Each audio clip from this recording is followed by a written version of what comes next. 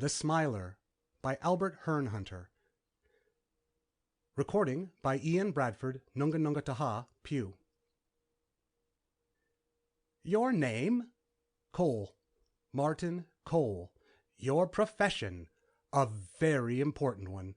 I am a literary agent specializing in science fiction. I sell the work of various authors to magazines and book publishers. The coroner paused to study Cole, to ponder the thin, mirthless smile.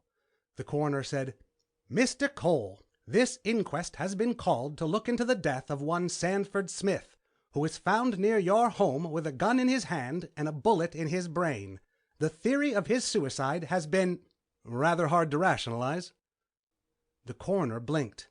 "You could put it that way." "I would put it even stronger. The theory is obviously ridiculous. It was a weak cover-up, the best I could do under the circumstances." "You are saying that you killed Sanford Smith?" "Of course." The coroner glanced at his six-man jury, at the two police officers, at the scattering of spectators. They all seemed stunned. Even the reporter sent to cover the hearing made no move towards the telephone. The coroner could think of only the obvious question. "Why did you kill him?" "He was dangerous to us." "Whom do you mean by us?" "We Martians, who plan to take over your world." The coroner was disappointed. A lunatic. But a lunatic can murder. Best to proceed, the coroner thought. "I was not aware that we have Martians to contend with." "If I had the right weapon to use on Smith, you wouldn't be aware of it now. We still exercise caution." The coroner felt a certain pity. "Why did you kill Smith?" "We Martians have found science fiction writers to be our greatest danger. Through the medium of imaginative fiction, such writers have more than once revealed our plans. If the public suddenly realized that..." The coroner broke in. "You killed Smith because he revealed something in his writings?" "Yes. He refused to take my word that it was unsaleable. He threatened to submit it direct. It was vital material." "But there are many other such writers. You can't control..." "We control 90% of the output. We have concentrated on the field and all the science fiction agencies are in our hands. This control was imperative." "I see." The coroner spoke in the gentle tones one uses with the insane. "Any writings dangerous to your cause is deleted or changed by the agents." "Not exactly. The agent usually persuades the writer to make any such changes, as the agent is considered an authority on what will or will not sell." "The writer always agrees?" "Not always. If stubbornness is encountered, the agent merely shelves the manuscript and tells the writer it has been repeatedly rejected." The coroner glanced at the two policemen. Both were obviously puzzled. They returned the coroner's look, apparently ready to move on his order. The thin, mirthless smile was still on Cole's lips. Maniacal violence could lie just behind it. Possibly Cole was armed. Better to play for time, try to quiet the madness within. The coroner continued speaking.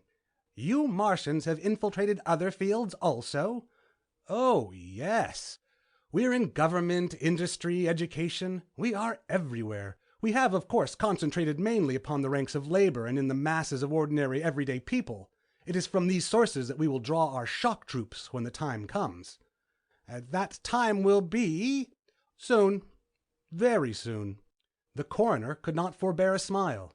"You find the science fiction writers more dangerous than the true scientists?" "Oh, yes. The scientific minds tend to reject anything science disproves." There was now a mocking edge to Cole's voice. "Science can easily prove we do not exist." "But the science fiction writer?" "The danger from the imaginative mind cannot be overestimated." The coroner knew he must soon order the officers to lay hands upon this madman. He regretted his own lack of experience with such situations. He tried to put a soothing, confidential note in his voice. "You said a moment ago that if you had the right kind of weapon to use on Smith..." Cole reached into his pocket and brought out what appeared to be a fountain pen. "This. It kills instantly and leaves no mark whatever. Heart failure is invariably stated as the cause of death." The coroner felt better. Obviously, Cole was not armed. As the coroner raised a hand to signal the officers, Cole said, "You understand, of course, that I cannot let you live." "Take this man into custody." The police officers did not move. The coroner turned on them sharply. They were smiling. Cole pointed the fountain pen. The coroner felt a sharp chill on his flesh. He looked at the jury, at the newspaper man, the spectators. They were all smiling cold, thin, terrible smiles. A short time later, the newspaper man phoned in his story. The afternoon editions carried it. Coroner Bell dies of heart attack. Shortly after this morning's inquest, which resulted in a jury verdict of suicide in the case of Sanford Smith, Coroner James Bell dropped dead of heart failure in the hearing room of the county building. Mr. Bell leaves a wife and... End of The Smiler by Albert Hernhuter. Recording by Ian Bradford Nunga Nunga Taha, Pew.